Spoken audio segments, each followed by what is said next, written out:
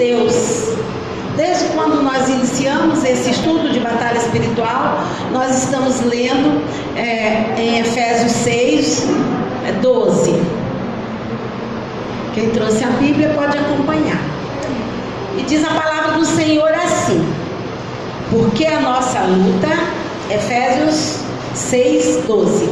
Porque a nossa luta não é contra o sangue e a carne, e sim contra os principados e potestades, contra os dominadores deste mundo tenebroso, contra as forças espirituais do mal nas regiões celestes. Esse capítulo 6, no verso 10 em diante, fala das forças que regem, que agem no mundo.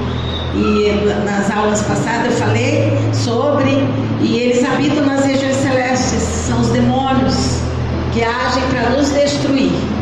Então nós temos que estar atento a esses estudos para a gente aprender quem são os nossos adversários.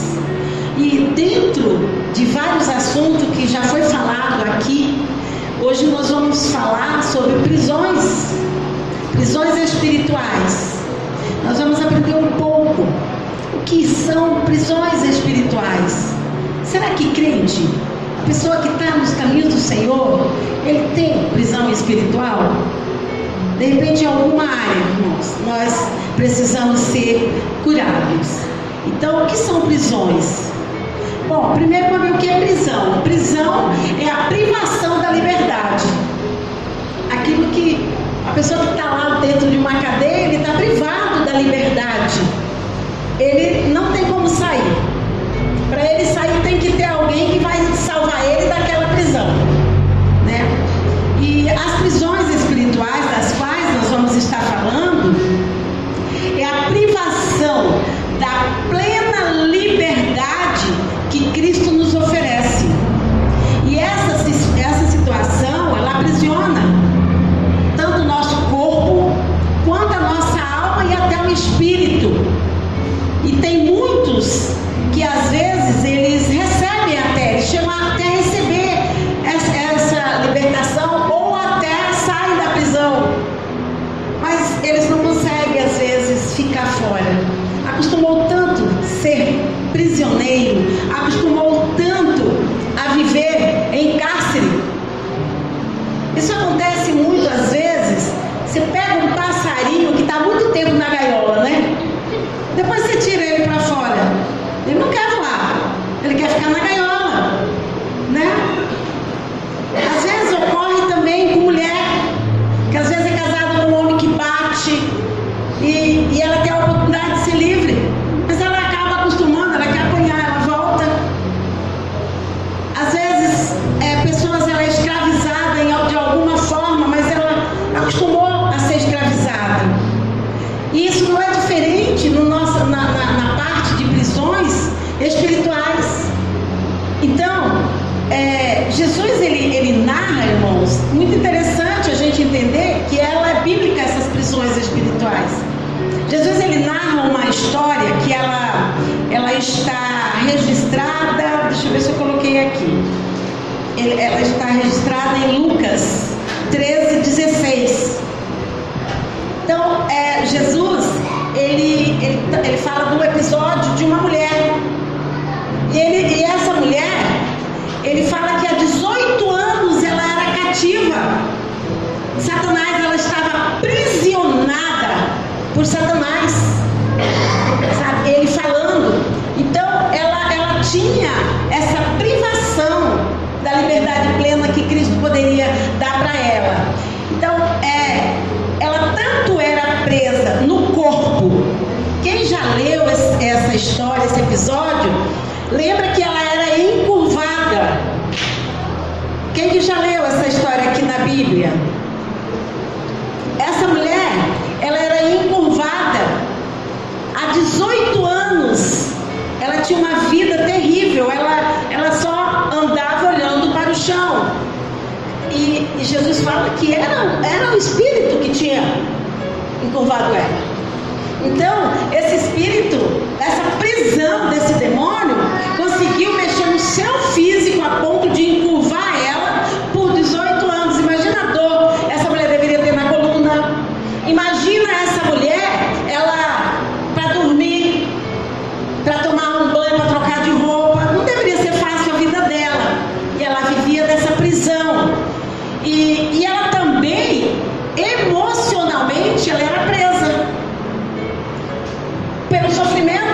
vivia, porque ela não tinha uma vida comum, ela não tinha uma vida de liberdade, e também ela era presa no espírito, porque um demônio estava montado nela. Embora ela ia à igreja, a Bíblia fala que ela ia à sinagoga, que é a nossa igreja no caso, todo sábado, ela ia todos os cultos, ela estava lá, até que Jesus marcou o encontro com ela lá. E aonde Jesus chega, não tem demônio, não tem curvatura, não tem prisão. Jesus chegou, Jesus então libertou. Ele diz: essa filha de Abraão, ele libertou ela, ele tirou ela dessa prisão, e ela quis ser liberta, ela quis sair dessa prisão espiritual. Então, muitas pessoas estão em cárceres. Essas prisões, elas vieram, irmão, com a degradação humana. Foi com isso? A degradação humana, ela aconteceu lá quando entrou o pecado no mundo, quando Adão e Eva pecaram. Então entrou a degradação humana, e a degradação humana é tudo que escraviza o homem e o faz perder seus valores. Deus não criou o homem para ser preso, Deus não criou o homem para ser escravo, mas para ser livre. Então, ao longo do percurso da história universal, os seres humanos se depararam com pessoas boas e pessoas más, e com pessoas libertas e com pessoas aprisionadas. Então, é muito interessante nós sabermos que existem vários tipos, irmãos, de prisões. Existem prisões emocionais. Tem tantas pessoas presas com doenças, pessoas que têm problemas seríssimos de depressão. É uma doença psíquica, emocional. É uma doença que, a princípio, ela é apenas uma doença psíquica, emocional. Mas como a pessoa ela vai perdendo a sua força, ela vai deixando de querer viver, então o diabo aproveita a fraqueza dela, e ela passa a ser uma doença da alma, uma doença do corpo e também do espírito. Outra prisão é a síndrome do pânico. Síndrome do pânico, já o nome fala, né? Pânico. A pessoa tem muito medo de tudo, não tem o que ela não tenha medo. E Jesus fala assim, que Jesus, bota fora todo medo. Então só Jesus pode nos livrar das prisões que existem. E outra coisa, desde que o diabo foi expulso do céu e veio para a terra como invasor, ele tem lançado prisões sobre a vida do ser humano. E essas prisões, muitas, tem sido ele que tem segurado, a ponto de, às vezes, uma pessoa com depressão, ela se matar. A pessoa, dificilmente você vê uma pessoa num estágio tão avançado de depressão que ela não queira morrer. Quem já teve depressão sabe que a pessoa deseja se matar. Ela deseja. Parece que ela se matando acaba a dor, acaba o problema. Mas não é verdade. E existe também outros tipos de prisões. Por exemplo, tem muitas pessoas que eles têm transtornos. Existem pessoas com transtornos psíquicos, irmãos, que é terrível. O esquizofrênico, a pessoa que tem problema, o borderline, narcisista, isso é transtorno. São prisões. O narcisista, irmão, ele é tão preso, o diabo consegue aprisionar ele dentro da sua vaidade, que não tem ninguém melhor e mais bonito do que ele. Então é um tipo de prisão muito, muito, muito grande. E nós sabemos que se nós aprendermos sobre que isso é uma prisão e não uma doença pura e simplesmente, nós podemos ajudar essas pessoas através da oração, através da palavra. Então é muito importante nós sabermos que, por exemplo, a pessoa que tem trauma, tem pessoas que têm muito trauma, e esses traumas, irmãos, eles também são prisões. Às vezes a pessoa ela cresce aprisionada por um trauma lá na infância. Se não tiver alguém para ajudar, isso aí vai trazer transtorno para a vida dele. A gente pega pessoas que é crente, que é cristão, que tem traumas, e esses traumas não têm sido bênção na vida da pessoa. Esse tempo eu estava ainda numa igreja chamada Vinho Novo, vou falar o nome, e eu não vou falar o nome da pessoa.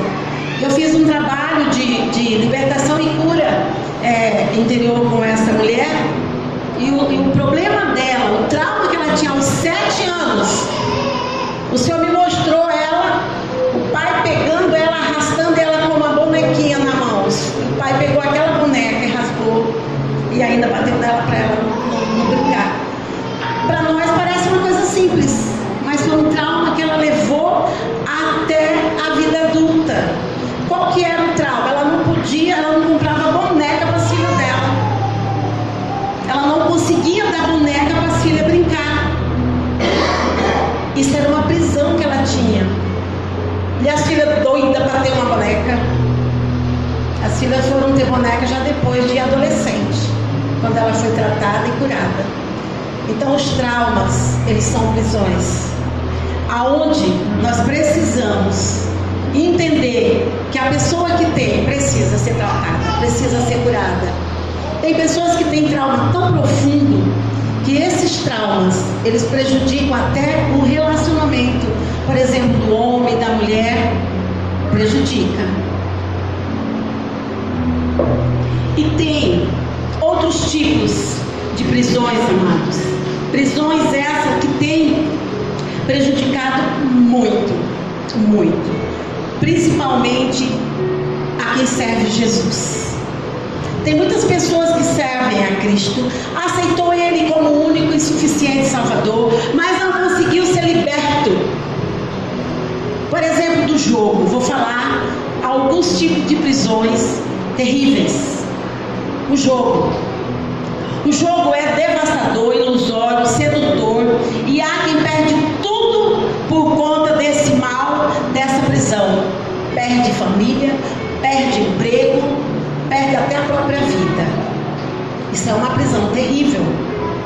Existe o álcool, que é outra prisão, é outro vício que destrói famílias, destrói a vida dessa pessoa, destrói vidas.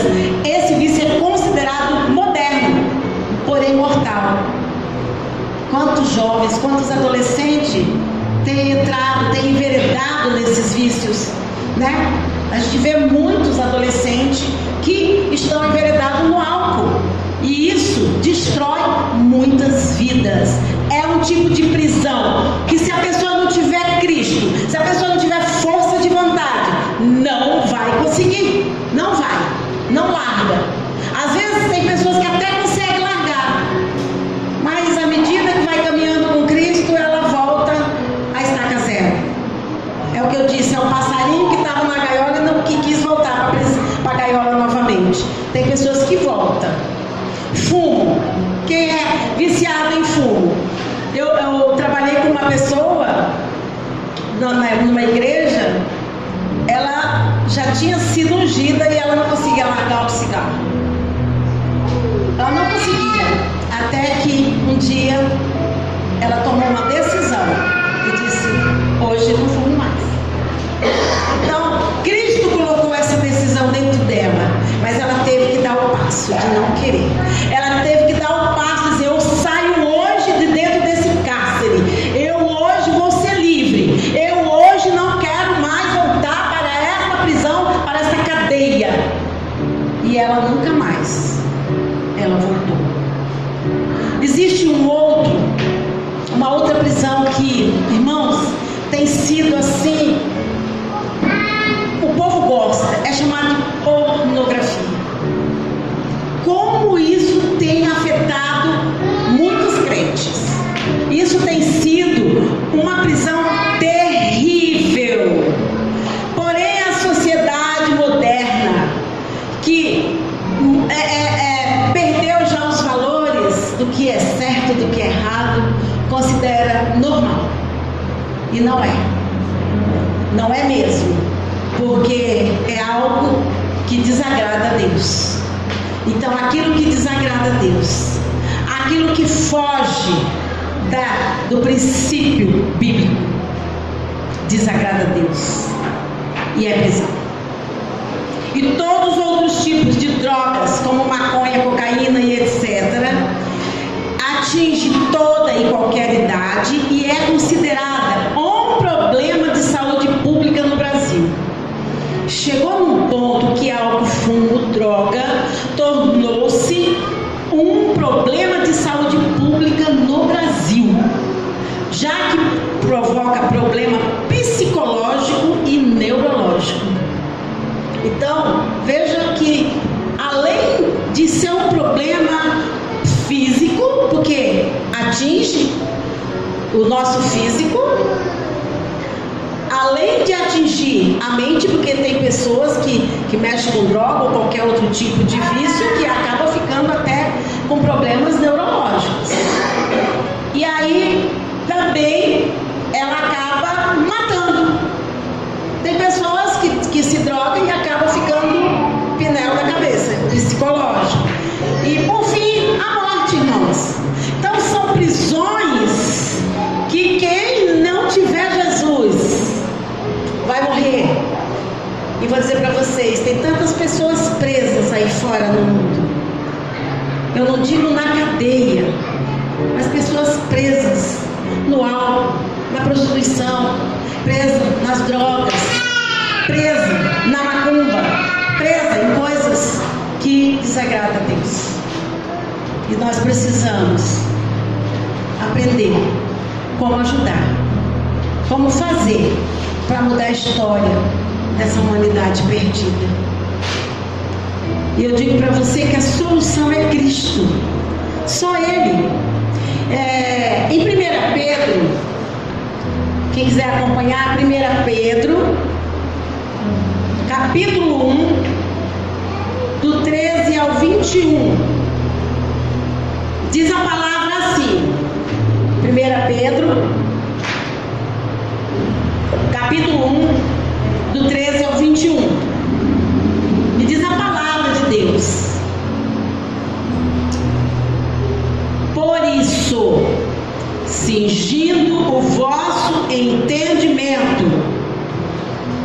A Bíblia lá que nós lemos, na armadura de Deus, fala que nós devemos usar o que? O capacete da salvação.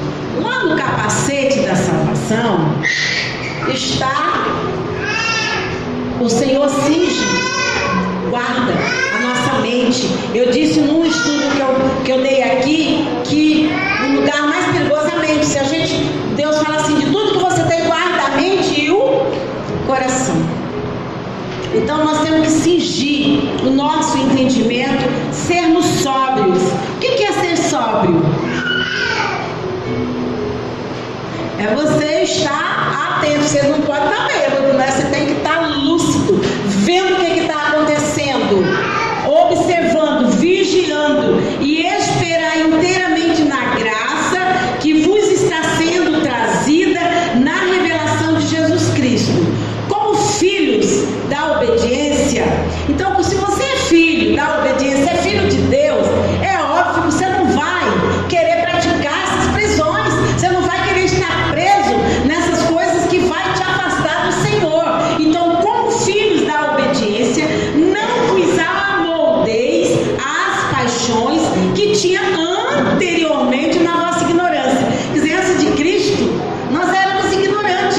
Nós não tínhamos esse entendimento que você está tendo agora. Antes de Cristo, não. Mas no momento que você conhece Jesus, você passa a aprender mais e mais, então você não é mais ignorante. Aí o Senhor vai te cobrar. E ele diz mais: pelo contrário, segundo aquele que vos chamou. Jesus te chamou. Tornai-vos santos também, vós mesmos, em todo o vosso procedimento, porque escrito está: sede santos, porque eu sou santo. Olha só, interessante, Jesus fala que nós precisamos ser santos, porque Ele é. Então, se nós levamos o nome, que é nome sobre todo nome, Jesus, então nós temos que ter a atitude que Ele nos manda ter, ser santo. E Ele continua aqui: ora, se invocais como Pai aquele que sem acepção de pessoas julga segundo as obras de cada um, portai-vos com temor durante o tempo da vossa peregrinação. Então nós aceitamos Jesus. Então durante o tempo que nós estamos aqui, porque nós aqui estamos de passagem, vocês sabem que nós somos peregrinos nessa terra. Essa terra não é nossa, nós não somos daqui, nós somos lá do céu. Então, como peregrino que nós somos, nós devemos nos portar, né, conforme o Senhor nos manda, sabendo que não foi mediante coisas corruptíveis, como prata ou ouro, que nós fôssemos comprados ou resgatados, né, do vosso fútil procedimento que vossos pais vos legaram. Quer dizer, ninguém comprou a nossa salvação com ouro e prata, não. A nossa salvação teve um preço, mas pelo precioso sangue de Jesus, né? Como de cordeiro, sem defeito, sem mácula, o sangue de Cristo, conhecido com efeito antes da fundação do mundo, porém manifesto no fim dos tempos, por amor de vós, que por meio dele, Jesus, tendes fé em Deus, o qual ressuscitou dentre os mortos e lhe deu glória, de sorte que a vossa fé e esperança estejam em Deus. Tremendo, né, irmãos? Nós temos aqui uma resposta tremenda. Como Deus nos quer, como Deus quer que seja o nosso comportamento. Deus, Ele não deixou a prisão para nós. Deus, Ele não quer que nós sejamos como aquela mulher que está encurvada lá. O Senhor não nos quer encurvado. O Senhor nos quer ereto, de pé, olhando para o alto, olhando para Ele, o autor e consumador da nossa fé. É assim que Deus nos quer. Lá em Colossenses 3, Ele fala assim: porém, que você foi salvo, então olha para o alto, porque é de lá que vem as coisas para você. É de lá que vem tudo para nós. Então nós precisamos entender que o diabo, o inimigo das nossas almas, a Bíblia fala assim, que o filho do diabo, cheio de toda malícia, inimigo de toda malícia, não cessará de perturbar os retos caminhos do Senhor. Então ele é nosso inimigo. Ele vai perturbar aquele que está no caminho do Senhor até ele conseguir. Aí se ele conseguir, porque às vezes a pessoa fala assim: ah, mas um pouquinho de pornografia não faz mal. Ah, mas se eu pegar isso aqui, a pastora não está vendo, não tem problema. O diabo, ele é assim, astucioso. Um pouquinho não faz mal, quando vê, a pessoa já enveredou pelos caminhos maus. Então, por isso, nós precisamos estar sóbrio, como a palavra disse, e vigilante. Outro tipo de prisões terríveis, irmãos, é o que o mundo está por aí afora buscando. E às vezes você vê cristão buscando as coisas lá fora, as prisões que estão lá fora, enquanto ele estava livre com Cristo Jesus. Olha só a prisão da heresias. Quem já ouviu falar de heresia aqui? O que é heresia? Vamos lá, o que é heresias? Heresias é todo ensinamento que distorce o padrão que Deus revelou em sua palavra. Todo padrão, tudo que Deus revelou, se acrescentar um Y, acrescentar uma vírgula, um ponto, um X, o que for, você está fora. Tem pessoas que dizem que todos os caminhos levam a Deus, é verdade? Não. Jesus disse assim: eu sou o caminho, a verdade e a vida. Ninguém vai a Deus, ninguém vai ao Pai senão por mim. Então, todos os caminhos não levam a Deus. Se as pessoas aceitarem que todo caminho leva a Deus, ele é um herético. Ele está praticando a heresia. Ele não está praticando a palavra de Deus. Então, a heresia abala gravemente os fundamentos bíblicos e deve ser rejeitados. Mateus 22, 29 diz assim: erramos em não conhecer as Escrituras e nem o poder de Deus. Mateus 22, 29, Jesus diz: erramos em não conhecer as Escrituras e nem o poder de Deus. Então, prisão. Aquele que começa a falar coisas que não estão dentro do padrão da Bíblia, ele é uma pessoa que pratica heresias. Guarda esses nomes. Seitas. Outro tipo de prisão. Seita, irmãos. Que é uma seita? Seita é todo grupo religioso ou ideologia que pega ou segue aquele que prega heresias. Então, olha aqui. Heresia é o que distorce, não é, irmãos? Aí vem o cara, a pessoa que segue esse tipo de ensinamento e forma então uma seita. Então, tudo que distorce, né, aquele grupo que pega e segue o que o herético fez, então só se torna uma seita. Eu não vou ler, mas quem quiser anotar, está 2 Timóteo 4, de 3 a 4. A própria Bíblia nos alerta que devemos nos manter firmes, tomarmos cuidados com falsos mestres. Temos que ser inteligentes.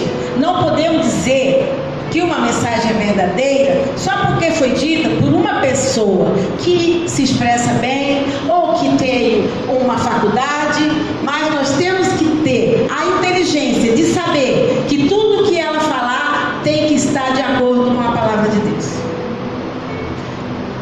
Tinha na Bíblia um povo chamado Bereano, um povo de Bereia. Quando eles assistiam o culto, quando o pregador terminava, ele pegava e ia conferir se o que ele disse ali na frente estava de acordo com a palavra. Então nós precisamos aprender a ser bereano, né, irmãos? Conferir se quem está aqui na frente está falando coisas sérias. Por isso eu passo para vocês, aqui os versos bíblicos para vocês irem conferindo. O próprio Satanás se disfarça em anjo de luz e ele faz sinais sobrenaturais. Toda a escritura, irmãos, eu já passo para vocês o capítulo, o verso. Toda escritura é divinamente inspirada e proveitosa para ensinar, redarguir, corrigir, instruir em justiça. Então, nós precisamos entender que a palavra ela é completa, né, irmãos? Ela é completa. Então está lá em 2 Timóteo 3, 16 e 17. Está essa palavra onde fala que toda a escritura é divinamente inspirada. Se ela é divinamente inspirada e eu vou distorcer algo que está escrito nela, então eu tenho que ser um herético mesmo. Porque como eu estou distorcendo algo que foi inspirado por Deus ainda, nós não podemos fazer isso. A Bíblia é um padrão pelo qual todo comportamento cristão deve ser avaliado. A Bíblia é suficiente para mostrar o que é uma seita. Deus jamais trará nova revelação que contrarie o que Ele já expôs na sua palavra. Quem quiser anotar, Gálatas 1:8 diz assim: mas, ainda que um anjo vindo do céu vos pregue evangelho que valendo que vos tenho pregado,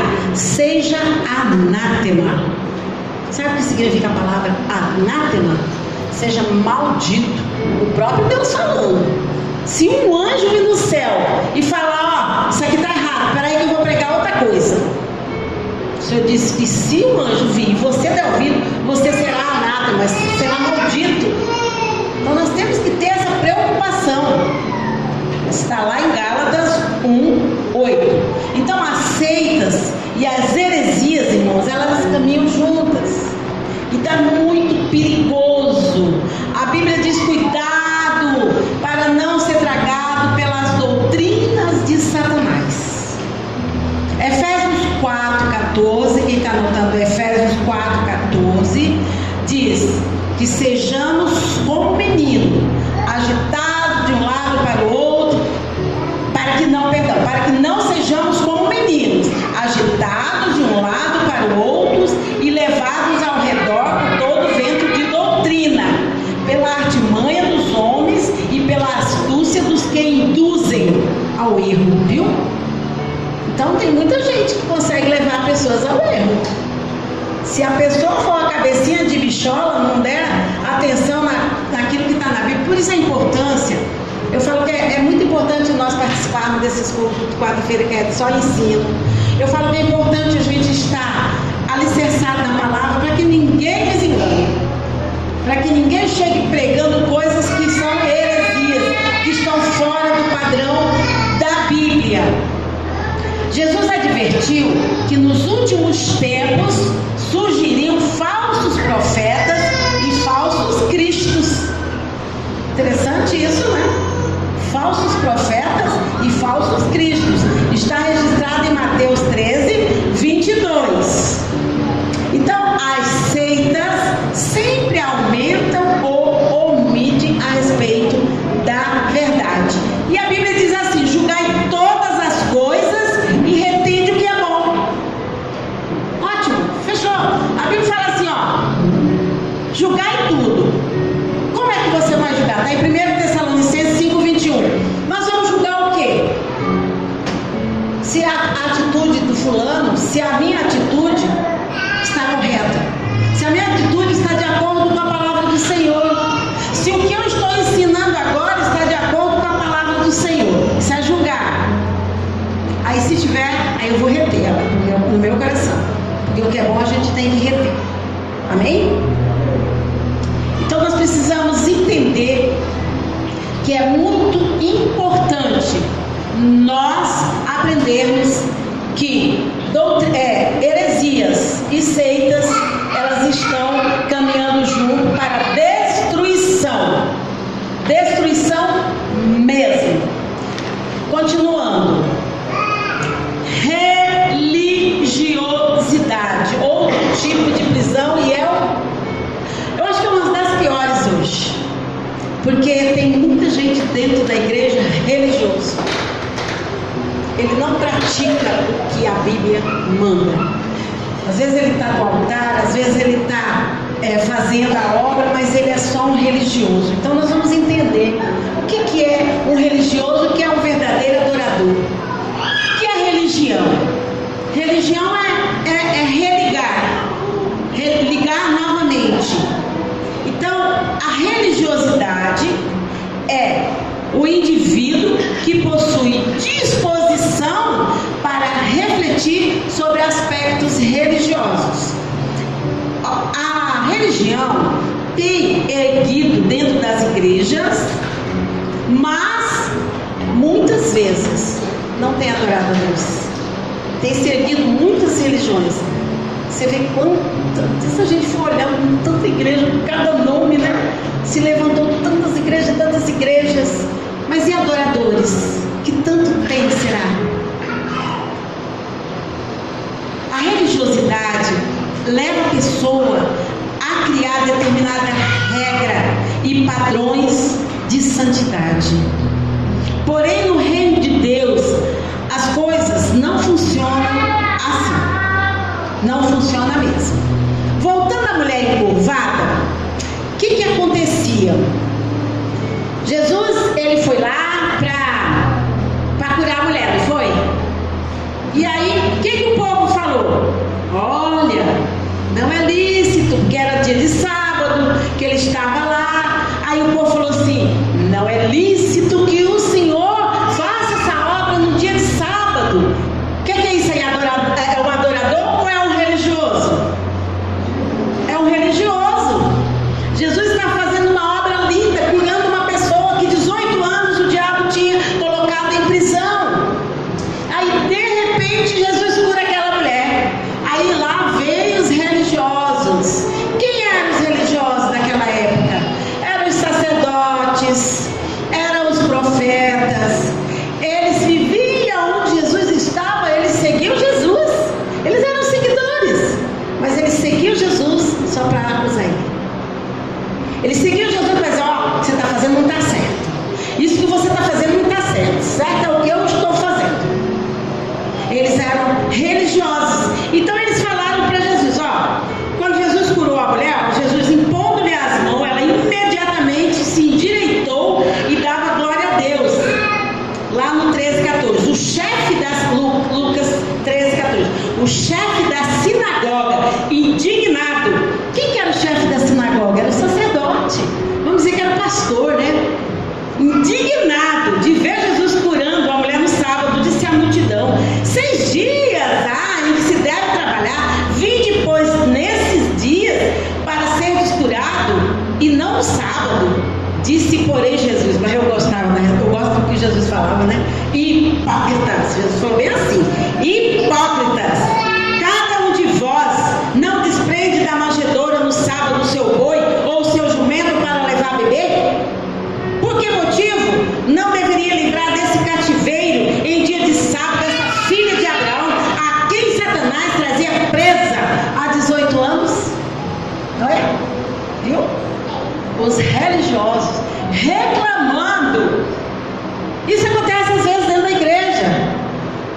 Os pastores resolvem fazer aí uns eventos, os religiosos levantam e falam: mas a igreja não tem muito dízimo, a igreja não tem condição, sabe? Os religiosos, eles se levantam para ir contra aquilo que quem sabe fazer faz. Então os religiosos são esses. Eles atrapalham muito. Acerca dos religiosos, Jesus foi bem claro ao chamá-los de hipócrita, ou seja, atores, mentirosos, pregam uma coisa e vivem outra. Deus é totalmente contra a religiosidade. Deus é totalmente contra. Deus, ele não se agrada, porque ele sabe. Deus, ele sabe que o cara está dizendo assim: ó, eu sou o cara. Um dia Jesus falou assim, que tinha o publicano lá e o outro, não lembro quem era, que estava orando. Aí de repente o sacerdote começou a bater a mão no peito e dizer: eu oro tantas vezes, eu faço isso, eu faço aquilo. E o outro: Senhor, tem misericórdia de mim, porque eu sou um pobre coitado. Aí o Senhor perguntou: qual desses verdadeiramente o Senhor recebeu a oração? Daquele que se humilhou. Mas o outro era religioso. O outro só queria bater no peito que ele fazia, que ele deixava de fazer em praça pública. Ele queria que as pessoas vissem que ele fazia. Esse é o papel do religioso. Ele quer que todos saibam que ele faz. Aí o Senhor fala assim: eu não aceito o culto de religioso, é só liturgia. E eu também não tenho prazer na sua oferta. Deus se desvia do religioso, porque ele quer verdadeiros adoradores que o adorem em espírito e em verdade. É isso que o Senhor quer. Deus, então, ele abomina aquele que está dentro da igreja, que é o lobo vestido de cordeiro. Ele está ali para acusar, para apontar dedo, para dizer que você não sabe fazer. É para isso que serve o religioso, por isso que ele é perigoso. É muito perigoso dentro da igreja. E eu disse no começo assim, que hoje tem muitos, né? Tem muitos assim, falando que faz, eu sou melhor, eu faço, eu aconteço, né? Enquanto que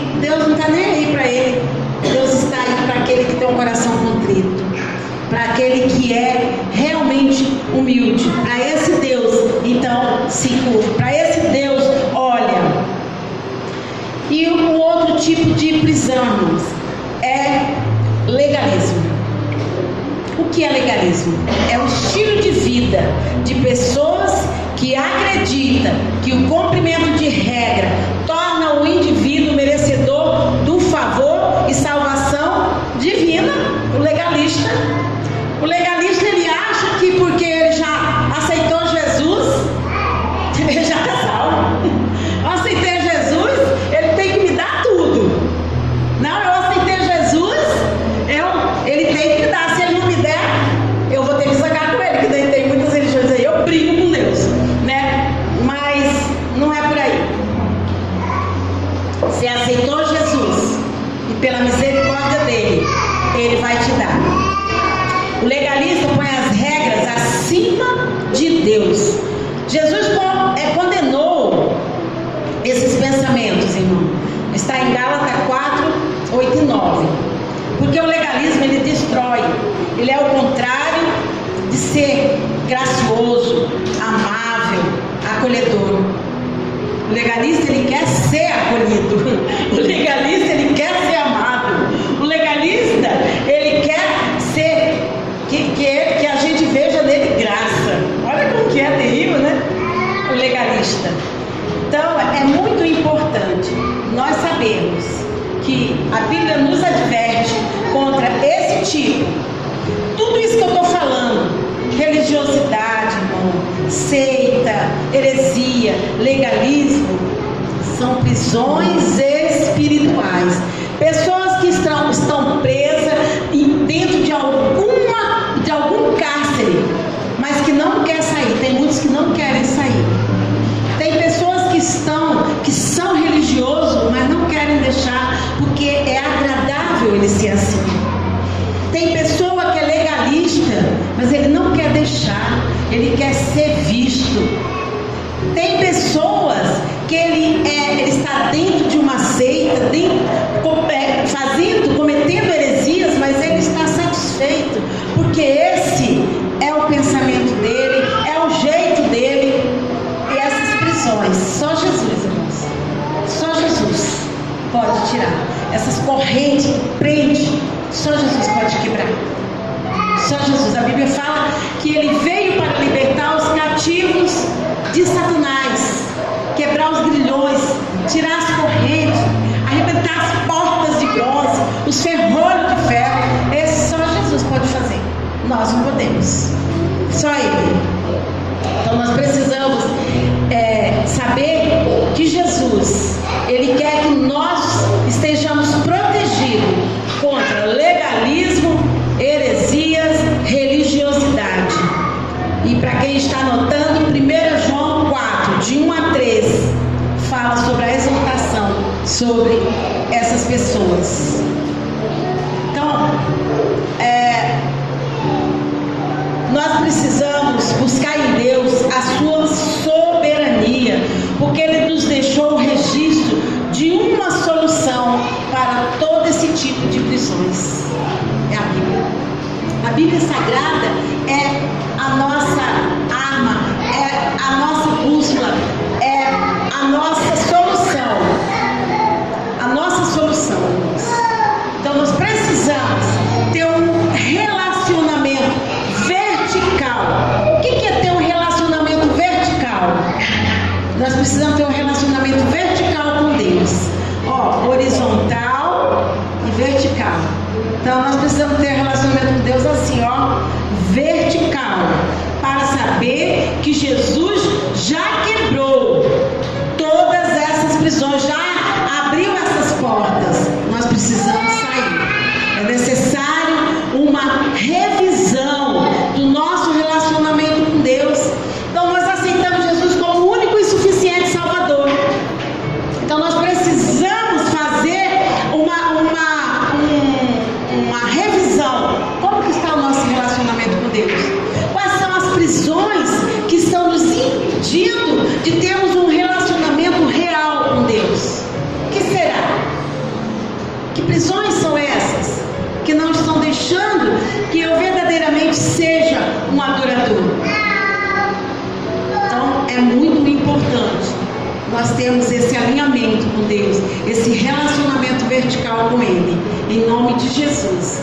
E para isso, nós precisamos entender que nós precisamos fazer uma reengenharia com esse relacionamento, tá? E quem entendeu? Alguém entendeu? Quer alguma pergunta? Alguma pergunta? Alguma pergunta? Simone? Alguma pergunta? Ninguém quer perguntar nada? Entenderam tudo? Então vocês entenderam o que é prisão. Eu ia continuar, mas como nós temos um compromisso daqui a pouco, eu vou parar aqui, tá? Na próxima quarta-feira, eu vou estar concluindo com reengenharia da alma, é só uma conclusão, e vou entrar já com intercessão e oração. Vocês saberem, aprendeu tudo isso. Como é que eu combato? Através da oração. E que oração? Intercessória, porque tem diferença da oração de adoração e a oração de intercessão.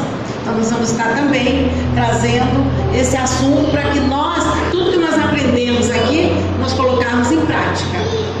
Amém? E agora